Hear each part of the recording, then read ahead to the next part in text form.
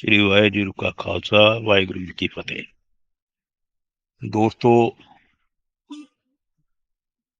आज हम पहली बार अपने इस चैनल पर एक ऑडियो मैसेज मैसेज तो क्या कह सकते हैं यार, एक अपील, एक गुजारिश लेके आए हैं तमाम हिंदुस्तान के वासियों के लिए।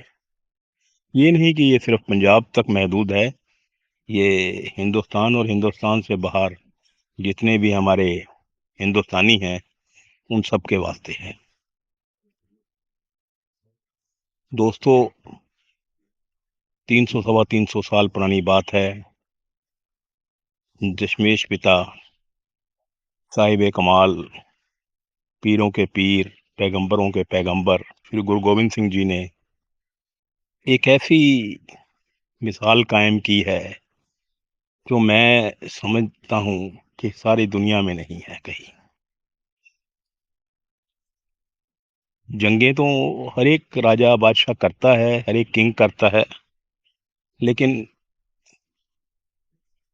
इंसानियत के लिए, मजहब के लिए, नाइंसाफी के लिए, जुल्म के लिए जंग लड़ना और उस जंग में अपना पूरा परिवार की कुर्बानी देना, ये साहिब कमाल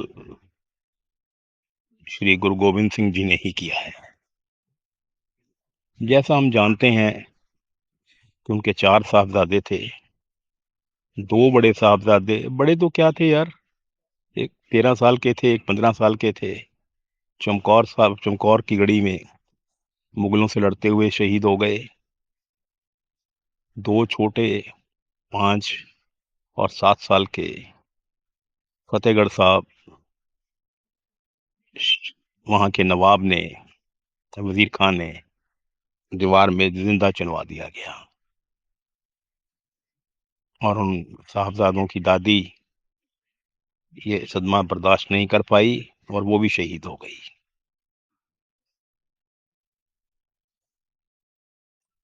क्या ऐसी मिसाल कहीं भी दुनिया के किसी कोने में मिल सकती है?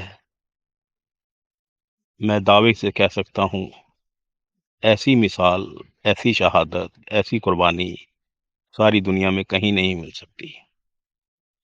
आगे तो खैर क्या होगी तो भूल जाइए, अब तो कुर्बानी का मतलब ही किसी को नहीं पता। ये तवक्को करना, ये उम्मीद करना कि आगे कोई किसी भी देश में, हमारे देश में नहीं, कहीं भी कोई कुर्बानी देगा अपने वतन के लिए, वो फौजी देते हैं, इसके अलावा और कोई नहीं दे सकता, कोई देगा। तो मैं उस अजीम शहादत की बात कर रहा था जो 4 साहबजादों ने और उनकी दादी जी ने दी। तो वो तो बेइंसाफी के लिए लड़ते हुए शहीद हो गए, अपनी जानें गंवा दी। तो मैं आज उस शहादत को मद्देनजर रखते हुए, उस कुर्बानी को ज़हन में रखते हुए, अपने तमाम हिंदुस्तानियों को, जिसमें हिंदू, सिख, ईसाई, मुस्लिम सब शामिल हैं, मुस्लिम भी हैं, मुस्लिम भाई इसलिए हैं कि गुरु साहब और गुरु साहब के परिवार ने जो शहादत दी, वो इस्लाम के खिलाफ नहीं थी, वो एक जुल्म के खिलाफ थी, एक खास बादशाह के खिलाफ थी। अब देखिए ना, मलहरकोटला के नवाब शेर खान साहब ने जब इस जुल्म के खिलाफ आवाज बुलंद की तो वो अमर हो गए। जब तक ये दुनिया रहेगी, ये कायनात रहेगी, नवाब शेर खान साहब का नाम रहेगा। तो ये मेरी गुजारिश मुस्लिम भाइयों के लिए भी है कि आप सब 21 दिसंबर से लेकर 28 दिसंबर तक, ये सिर्फ 8-9 दिन, कोई जश्न ना मनाएं, कोई सेलिब्रेशन ना करें। अगर हम कर सकते हैं ऐसा, तो यही एक ट्रिब्यूट होगा, एक मार्क ऑफ रिस्पेक्ट होगा। मुझे यहाँ याद आ जाता है, हमारे एक दोस्त थे, बड़े भाई थे, बहुत अच्छे इंसान थे, अब नहीं रहे, جناب ایس کے لووالیہ صاحب جو کمشنر ریٹائر ہوئے تھے، IAS آفیسر تھے، وہ تاعمر یہ نہیں کہ صرف کچھ سال، ساری عمر وہ دسمبر کے مہینے میں، چاہے وہ DC تھے یا کمشنر تھے، فرش پہ سوتے تھے. وہ ہندو تھے یا مسلم تھے یا سکھ تھے، اس کا اندازہ لگا لیجئے. کم سے کم، کم سے کم ہم لوگوں کو اتنا ضرور کرنا چاہیے کہ ان دنوں میں ہم اپنے غم کا احساس ضرور کریں اور اس شہادت کو محسوس کریں، اس قربانی کو محسوس کریں، اور ان 4 صاحبزادوں اور ان کی دادی کے لیے تھوڑی سی ہم بھی انسانیت دکھائیں اور ان دنوں کوئی جشن نہ منایا جائے. کچھ لوگ ان دنوں ویلنٹائن ڈے مناتے ہیں. میں ویلنٹائن کے خلاف نہیں ہوں، ویلنٹائن منائیے، لیکن اس کو آگے پیچھے کر لیجئے گا.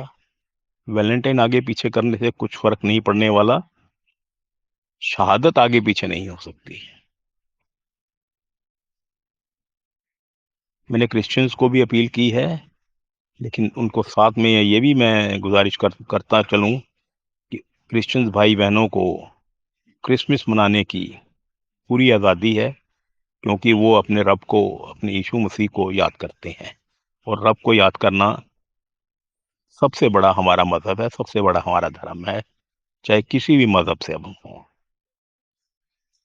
میرے خیال میں میری اس چھوٹے سے آدمی کی چھوٹی سی گزارش شاید آپ لوگوں کو ٹھیک لگے، اور شاید آپ کچھ دو چار ہی صحیح یار اس پہ عمل کریں. بہت بہت شکریہ.